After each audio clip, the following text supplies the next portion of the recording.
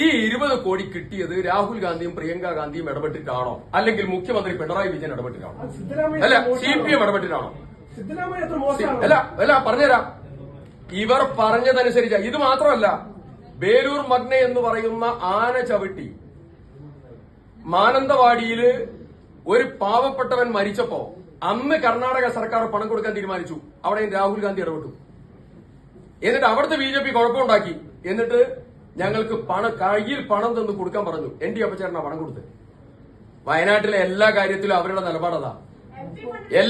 എല്ലാ കാര്യങ്ങളും അതാ. പണം കൊടുത്ത കാര്യം പറയുമ്പോ, ഇടപെട്ട കാര്യം പറയുമ്പോ അതിലാണ് ഞങ്ങളെ മറുപടി, കൃത്യതയോടുള്ള മറുപടി. അവർക്ക് ചെയ്യാൻ പറ്റുന്നതിനപ്പുറമുള്ള കാര്യങ്ങൾ അവർ ചെയ്തുകൊണ്ടിരിക്കുക. ഞാൻ എന്റെ മറുപടി പറഞ്ഞു. കർണാടക സർക്കാരോട് 20 കോടി കൊടുക്കാനുള്ള കമ്മിറ്റ്മെന്റും കാര്യങ്ങളും നടന്നു. ഞാൻ മറുപടി പറഞ്ഞല്ലോ.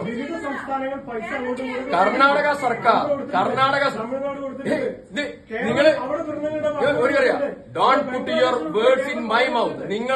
നിങ്ങളുടെ വാചകം എന്റെ വായിൽ തിരികിയാൽ എനിക്ക് ഞാൻ മറുപടി പറയില്ല. സിമ്പിൾ ചോദ്യം മറുപടി സിമ്പിളായി മറുപടി പറഞ്ഞു. പ്രിയങ്ക ഗാന്ധിയും രാഹുൽ ഗാന്ധിയും 20 കോടി കർണാടക ഗവൺമെന്റിനെ കൊണ്ട് കമ്മിറ്റി ചെയ്യിപ്പിച്ചു. അത് നടന്നുകൊണ്ടിരിക്കുകയാണ്. അതിനെ അപ്പൊ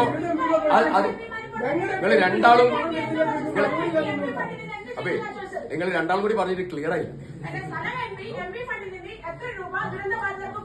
കർണാടക ഗവൺമെന്റിനോട് 20 കോടി രൂപ.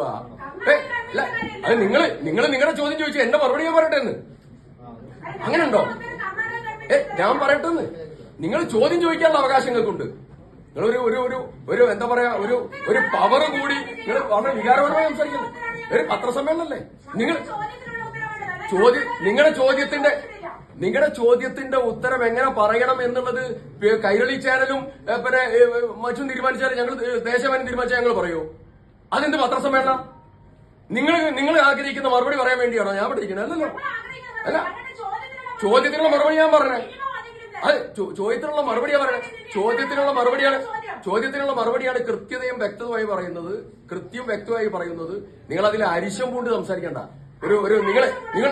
നിങ്ങൾ എന്നോട് ചോദിച്ച ചോദ്യത്തിന്റെ മറുപടിയായിട്ട് വളരെ നല്ല രീതിയിൽ പറയാം.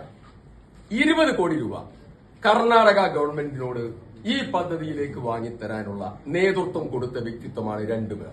അത് ഒന്ന് രാഹുൽ ഗാന്ധിയും 2 പ്രിയങ്ക ഗാന്ധിയുമാണ്. അവർ വയനാടിന്റെ ഈ പ്രശ്നത്തിൽ മാത്രമല്ല എല്ലാ പ്രശ്നങ്ങളിലും ഇടപെടുന്നവരാണ്. അതാണ് ഞാൻ നേരത്തെ റിമൈൻഡ് ചെയ്തത്.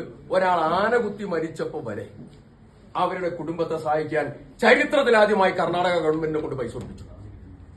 എന്നിട്ട് അവിടെ കുഴപ്പമുണ്ടായി. എന്നിട്ട് അവർ കയ്യിൽ നിന്ന് പണം കൊടുത്തു. ഇതൊക്കെയാണ് ഇടപെടൽ. അതുപോലെയുള്ള ഇടപെടൽ ഇനിയും നടക്കും. ഇനി വേറെ എന്തെങ്കിലും ചോദ്യം ഉണ്ടോ?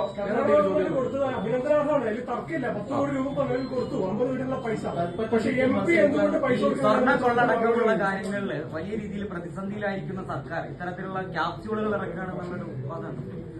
ഈ